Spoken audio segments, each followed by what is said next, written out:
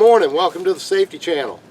I'm Jim Evans. I'm the Corporate Safety Manager with Timmons Group, and today, this month, we're talking about encounters with animals. Specifically, cows and dogs. We'll start off with dogs and then we'll get to cattle. In the U.S., there's 4.7 million dog bites a year. Some of those are fatal. So it's important to understand what causes this.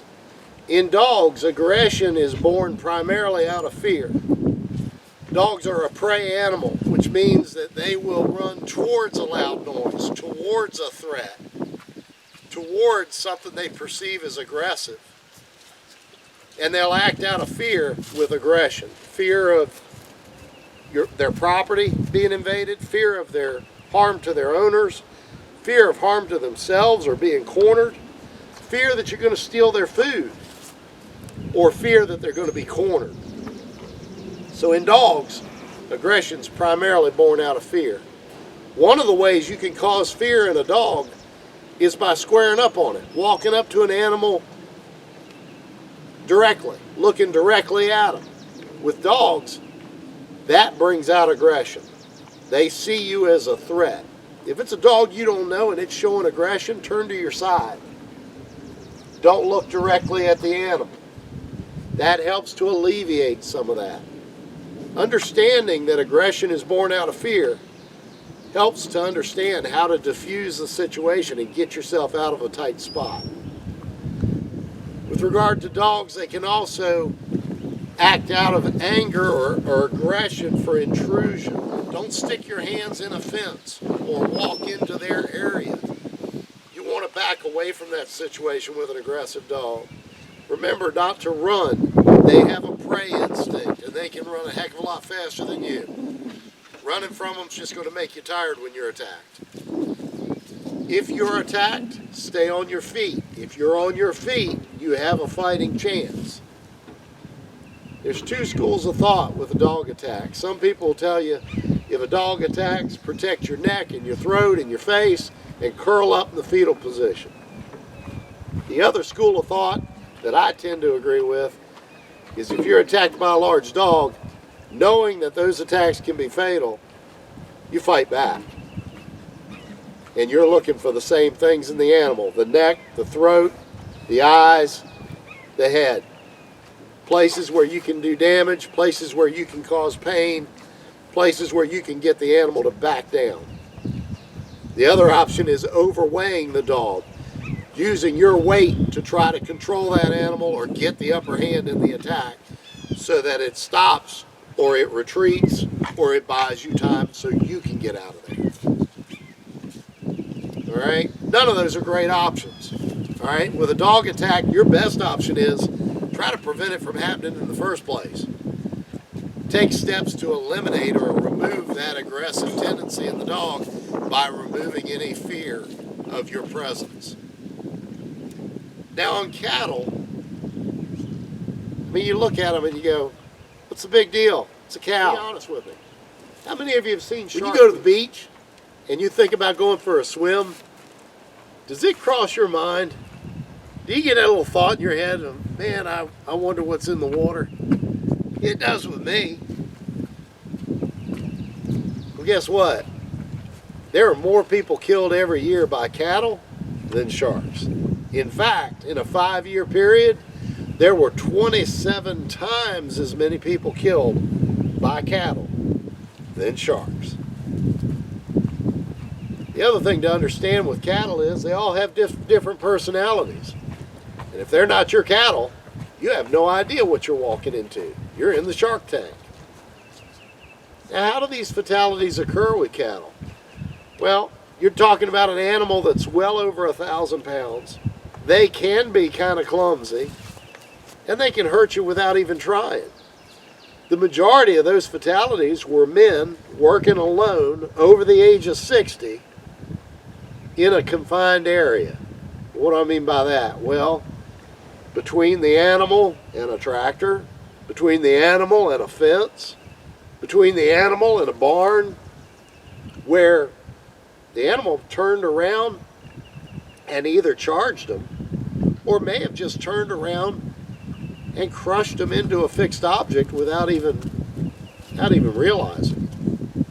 So they're big, they're heavy, they can be awkward.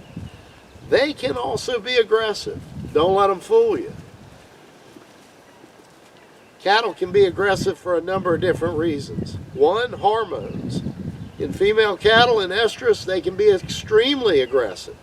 They can charge you, they can headbutt you, they can kick you. By the way, they can kick you to they can kick to the sides, and they can kick to the rear. And if they contact you, they're breaking something. Not on them, but on you. So be aware of that with regard to cattle. They're also able to do some things that are pretty amazing. A cow this size, over 1,000 pounds, from a standing position, from standing still, can clear a 5-foot fence without touching it. You would never believe that. That sounds like crazy talk. They've done it.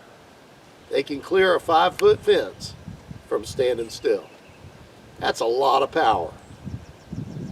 So with regard to cattle, have a healthy respect for them. Give them time, distance, and space.